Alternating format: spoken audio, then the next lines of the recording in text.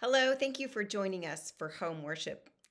Today's sermon is for the weekend where the Sunday falls on October 24th. The title of this sermon is Getting Slavery Out of the People.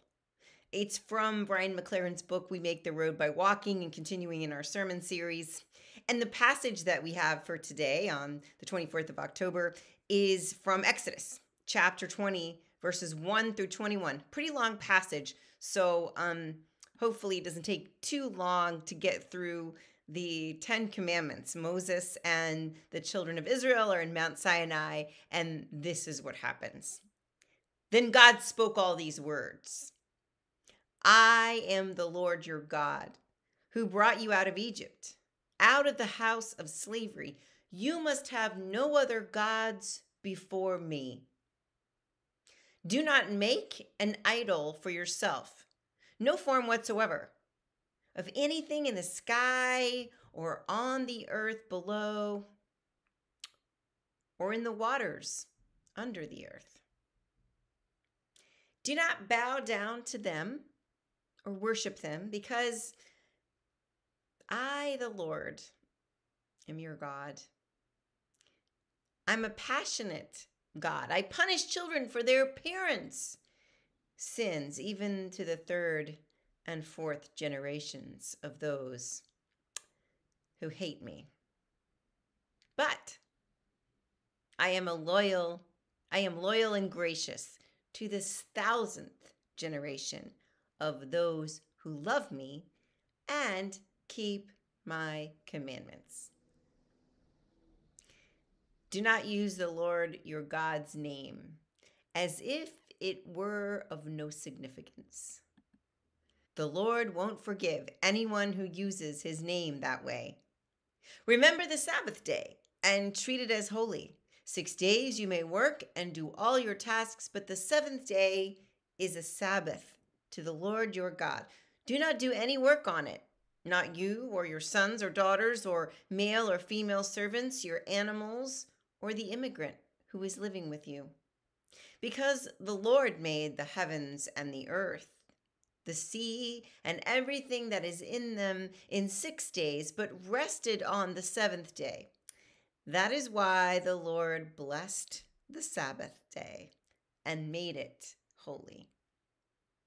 Honor your father and your mother, so that your life will be long on the fertile land that the Lord your God is giving. Do not kill.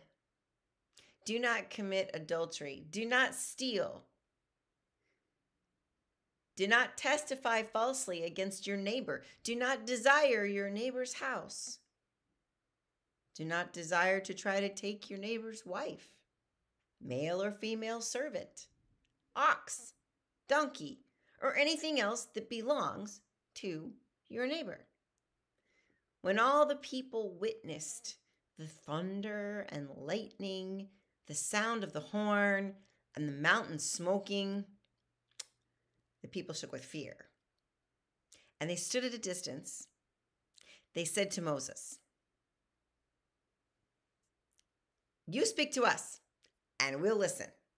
But don't let God speak to us, or we'll die."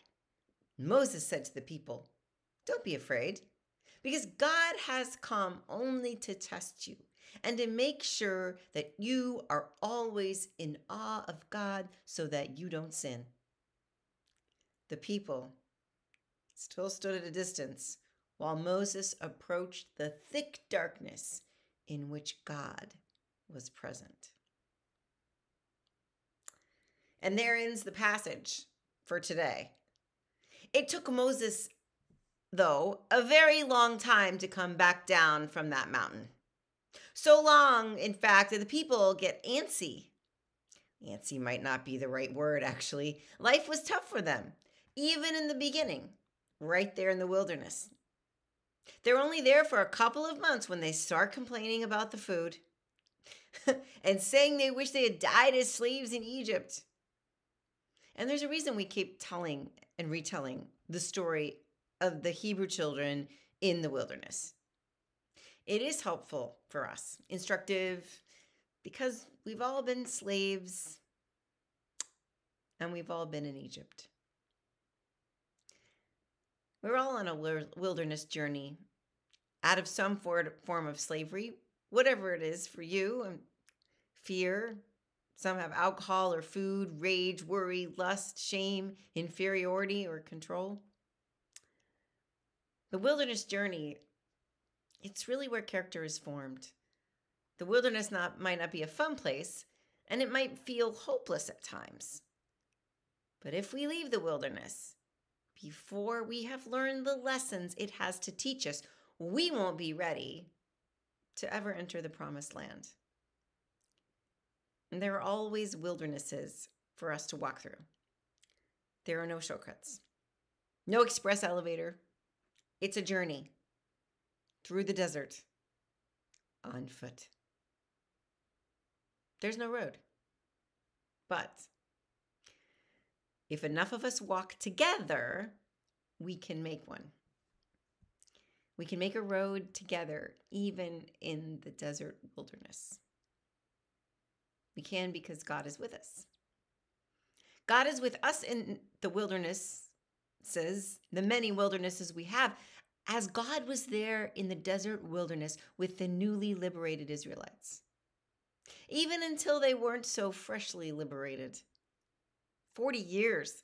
Do you think they had wilderness anniversary parties there? I wonder. Maybe that's really what the golden calf was all about. Do you think they knew at their 20th that they were only halfway there?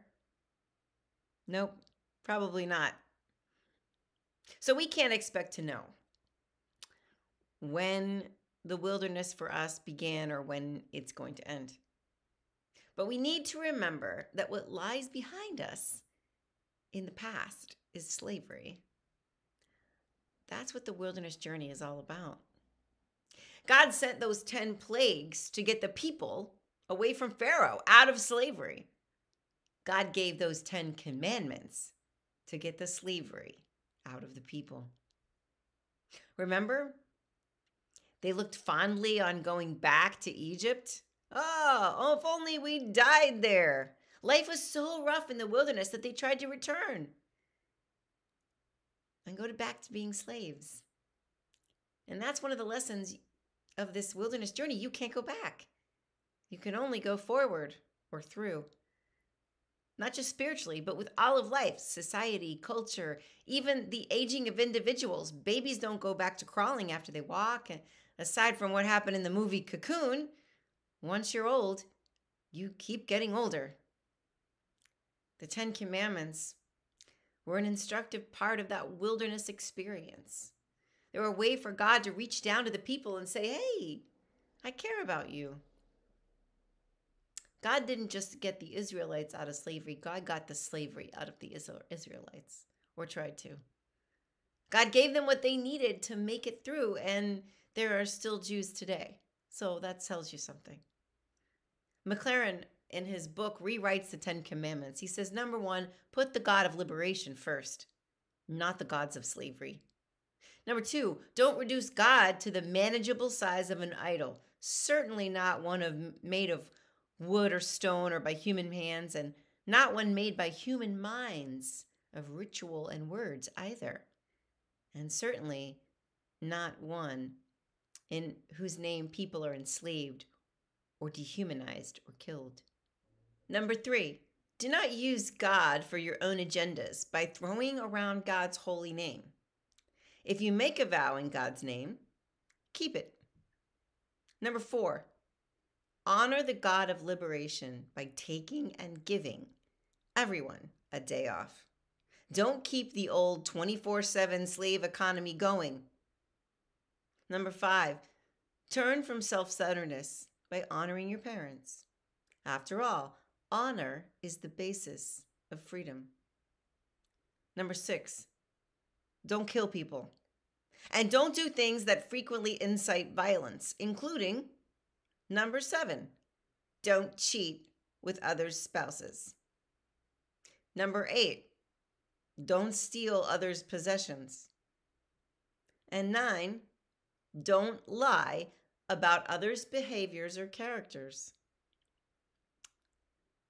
And lastly, in fact, If you really want to avoid the violence of the old slave economy, deal with it at its root, at its source, in the drama of desire.